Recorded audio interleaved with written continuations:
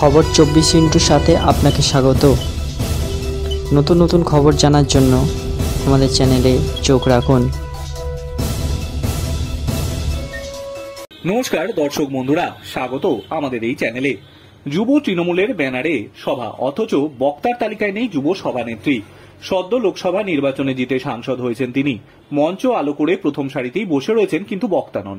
শ্রোতার ভূমিকায় দেখা গেল সাংসদ সায়নী ঘোষকে। 21শে জুলাইয়ের মঞ্চে মুখ্য ভূমিকায় দেখা গিয়েছে মমতার প্রথম দিনের সৈনিক দলের সভাপতি সুব্রত বক্সিকে।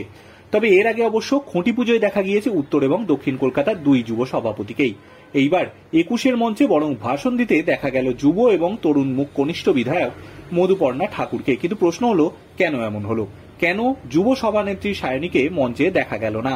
যুবনেত্রীর ভূমিকায় অসন্তুষ্ট হয়েছেন নেত্রী মমতা বন্দ্যোপাধ্যায়, নাকি এখানেও দলের নবীন প্রবীণ দ্বন্দ্বের ছায়া? রাজনৈতিক মহলে জল্পনা তুঙ্গে।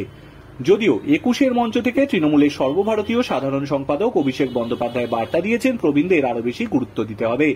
21-এর মঞ্চ থেকে অভিষেক বলেছেন, যারা নতুন তাদের 21শে জুলাইয়ের ইতিহাস, তৃণমূলের লড়াই এবং নেত্রীর লড়াই সম্পর্কে জানতে হবে, আর যারা পুরনো রয়েছেন তাদের নতুনদের সঙ্গে নিয়ে তৃণমূলকে শক্তিশালী করার জন্য মাঠে নেমে লড়াই করতে হবে, সামঞ্জস্য রেখে করতে হবে।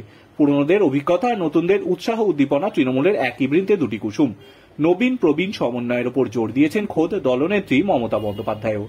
রাজনৈতিক বিশ্লেষকদের বক্তব্য, 24-এ মহারণ পেরিয়েছে তৃণমূল, কিন্তু ভোটের ফলের ময়নাতদন্তের রিপোর্ট বলছে গ্রাম বাংলার তুলনায় শহরাঞ্চলের ভোটের হার অনেকটাই কমেছে। সেক্ষেত্রে কি নবীন প্রবীণ দ্বন্দ্ব আরও একটা বড় কারণ?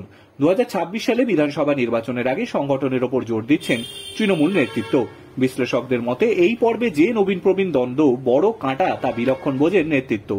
প্রশ্ন উঠছে, যখন নবীন প্রবীণ সমন্বয়ের ওপর জোর দিচ্ছেন মমতা, অভিষেকের মুখে যখন দলের সংগঠন শুদ্ধিকরণের তত্ত্ব, তখন আগের নাম থাকলেও এবার কেন 21-এর মঞ্চে বক্তার তালিকায় নাম নেই সায়নীর? গতবার তৃণমূলের মেগা শোয়ে বক্তব্য রাখতে দেখা গিয়েছিল সায়নীকে। সায়নী যখন বলতে শুরু করেছিলেন তখন অঝরে বৃষ্টি পড়ছিল। বক্তব্যের মাঝেই থামিয়েছিলেন সায়নী, কারণ মঞ্চে তখন প্রবেশ করেছিলেন মমতা বন্দ্যোপাধ্যায়। এরপর সায়নী স্লোগান দিতে থাকেন। সোমনদেব চট্টোপাধ্যায়ের বক্তব্য, নবীন প্রবীণের কোনো বিষয় নেই, সায়নী সক্রিয় ছিলেন এবং আছেন। Bureau report.